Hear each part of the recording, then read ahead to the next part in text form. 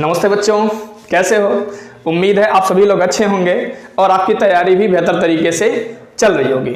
तो बच्चों, अब तक हम आपको गॉस के अनुप्रयोग के चारों कॉन्सेप्ट सिखा चुके हैं, ठीक है। तो बच्चों, पिछले वीडियोज में 4 से 5 कॉन्सेप्ट हम आपको सिखाए हैं, जिसमें गॉस के अनुप्रयोग के इंपॉर्टेंट क्वेश्चन हैं और गॉस के अनुप्रयोग से कोई न कोई एक प्रश्न आपके बोर्ड पेपर सेट में जरूर पूछता है, ठीक है। तो उन्हीं अनुप्रयोगों में से एक क्वेश्चन निकल करके आपका आता है कि किसी बिंदु आवेश के कारण किसी अन्य बिंदु पर वैद्युत क्षेत्र की तीव्रता का व्यंजक, ठीक है। तो बच्चों, विद्युत आवेश तथा क्षेत्र के पहले चैप्टर में शुरुआत में ही एक हेडिंग हम आपको पढ़ा चुके थे कि मान लीजिए कि यहाँ कोई बिंदु है और उस पर आवेश कोई Q है और यहाँ से R दूरी पर कोई बिंदु P है, तो यहाँ वैद्युत क्षेत्र की तीव्रता क्या होगी।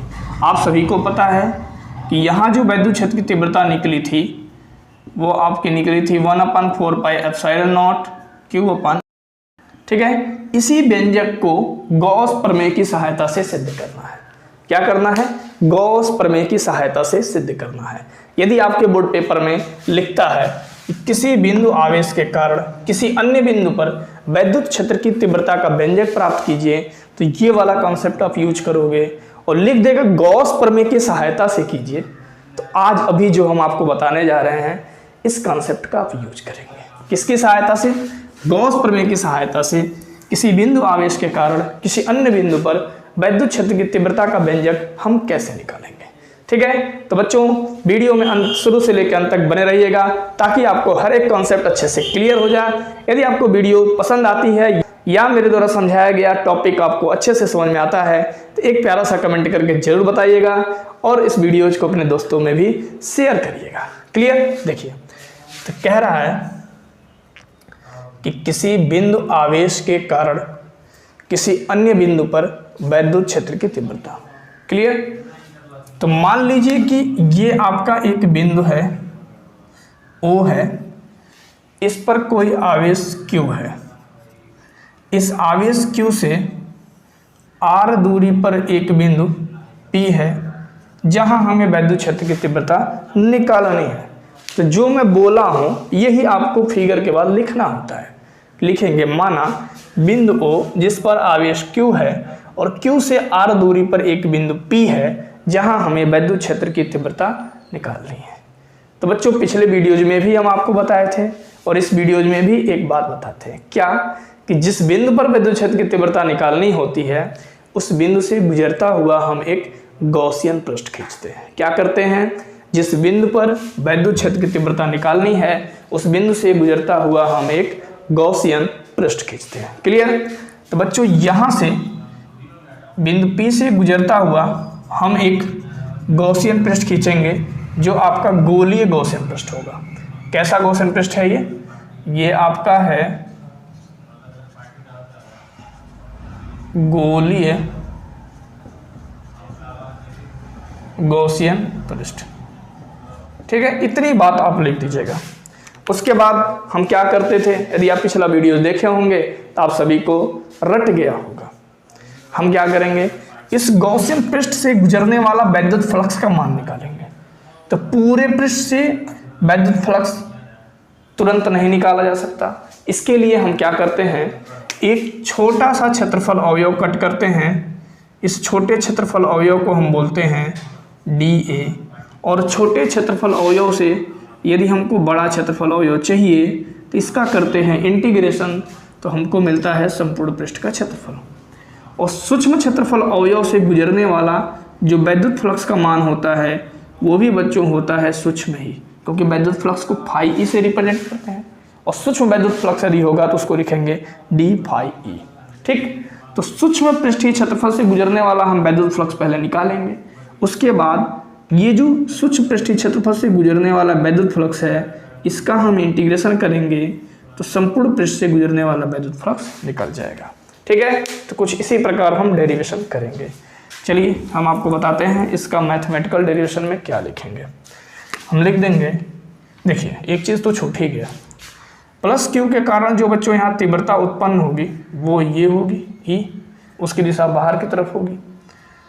और इस सूक्ष्म पृष्ठीय क्षेत्रफल DA का जो क्षेत्रफल सदिश होगा वो आपका होगा DA। अब आप देख पा रहे हैं कि E व DA दोनों क्या है, एक ही दिशा में है, तो बच्चों इनके बीच का जो कोण है वो आपका है 0 अंश। क्लियर है ना। अब देखिए, अब आप क्या लिख देंगे, पहले लिखेंगे सूक्ष्म क्षेत्रफल अवयव DA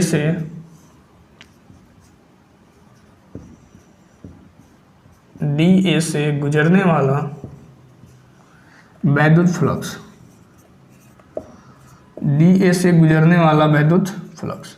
तो सूक्ष्म क्षेत्रफल से गुजरने वाला जो वैद्युत फ्लक्स होगा वो भी सूक्ष्म होगा, वो आपका होगा d फाई E बराबर क्या होगा E डॉट DA। ये आप बहुत पहले पढ़ा चुके हैं, आप पढ़ भी चुके होंगे बहुत पहले, ठीक है। E डॉट DA, तो E डॉट DA का जो मान होगा बच्चों वो आपका होगा EDA cos थीटा, क्योंकि A डॉट B बराबर होता है आपका AB cos थीटा, तो इसलिए E डॉट DA को आप लिख सकते हो EDA cos थीटा। क्लियर बच्चों, यहाँ थीटा बराबर 0 अंश है, तो इसलिए d फाई E बराबर हो जाएगा EDA cos 0 अंश, तो d फाई E, और cos 0 अंश का मान क्या होता है, 1 होता है, तो cos 0 अंश की जगह यदि 1 रखेंगे तो ये आपका हो जाएगा EDA। ये निकल गया सूक्ष्म पृष्ठीय क्षेत्रफल से गुजरने वाला वैद्युत फ्लक्स। अब हम निकालते हैं कुल पृष्ठ से गुजरने वाला वैद्युत फ्लक्स का मान। अब लिखेंगे संपूर्ण पृष्ठ से गुजरने वाला वैद्युत फ्लक्स, संपूर्ण पृष्ठ से गुजरने वाला वैद्युत फ्लक्स। तो बच्चों संपूर्ण पृष्ठ से गुजरने वाला जो वैद्युत फ्लक्स का मान है वो आपका होता है फाई E इंटीग्रेशन सूक्ष्म पृष्ठीय क्षेत्रफल से गुजरने वाले मान के इंटीग्रेशन के क्या होता है, बराबर होता है कौन, संपूर्ण पृष्ठ से गुजरने वाला वैद्युत फ्लक्स। क्लियर।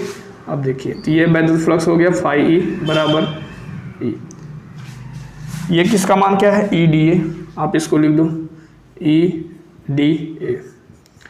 देखो जिसके रिस्पेक्ट में इंटीग्रेशन हो रहा होता है उसको छोड़ करके बाकी लोगों को कांस्टेंट मान करके हम बाहर निकाल लेते हैं। तो यहाँ बच्चों क्षेत्रफल A के रिस्पेक्ट में इंटीग्रेशन हो रहा है, इसलिए क्षेत्रफल वाले को छोड़ करके बाकी को हम बाहर निकालेंगे, तो बाकी में क्या है, केवल E है, तो ये आपका हो जाएगा DA। क्लियर। अब देखिए E छोटे क्षेत्रफल का जब हम इंटीग्रेशन करेंगे तो बच्चों बड़ा क्षेत्रफल आएगा, इसको आप बना लो समीकरण नंबर 1।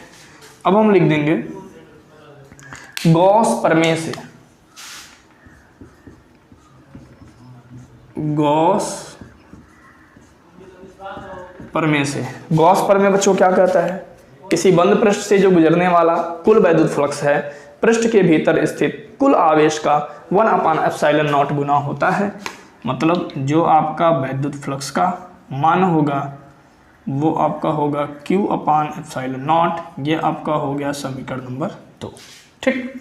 अब हम लिख देंगे समीकरण 1 व 2 से, समीकरण 1 व 2 से। क्लियर। तो लेफ्ट हैंड साइड आपका बराबर दिख रहा है समीकरण 1 व 2 में, तो राइट हैंड साइड क्या होगा, बराबर हो जाएगा। तो राइट हैंड साइड हो जाएगा, इसका राइट हैंड साइड EA और इसका राइट हैंड साइड बच्चों है Q/ε0। ठीक। A को आप इधर लाओगे तो ये हो जाएगा E बराबर Q/A/ε0। तो बच्चों A जो है ना यहाँ पे इस गॉसियन पृष्ठ का क्षेत्रफल है। क्या है, गॉसियन पृष्ठ का क्षेत्रफल, गॉसियन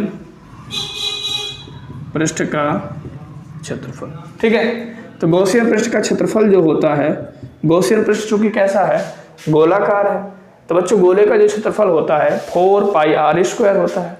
इसकी त्रिज्या क्या है, स्मॉल r है, तो क्षेत्रफल हो जाएगा 4πr² स्क्वायर। ठीक है, तब वैद्युत क्षेत्र की तीव्रता आपकी हो जाएगी Q बटे 4 पाई R square epsilon not. E बराबर हो जाएगा 1 बटे एप्सिलॉन नॉट को यहाँ ले लो और Q अपान R स्क्वायर लिख दो। ठीक है, तो ये बच्चों हो गया किसी बिंदु आवेश के कारण, ठीक है, r दूरी पर स्थित बिंदु पर वैद्युत क्षेत्र की तीव्रता का व्यंजक। और ये किसकी सहायता से हुआ है? ये आपका हुआ है गॉस प्रमेय की सहायता से। ठीक है, तो वैद्युत क्षेत्र की तीव्रता का बच्चों मात्रक क्या होता है? मात्रक आपका होता है न्यूटन बटे कूलम। क्या होता है? न्यूटन बटे कूलम। तो बच्चों उम्मीद है ये टॉपिक, ये कॉन्सेप्ट आपको बेहतरीन तरीके से समझ में आया होगा। यदि आपको अच्छे से समझ में आया है तो एक प्यारा सा कमेंट करके जरूर बताइए और अपने दोस्तों में भी इस वीडियोस को शेयर कर दीजिए। और यदि आप चैनल पर नए हैं तो चैनल को सब्सक्राइब कर लीजिए।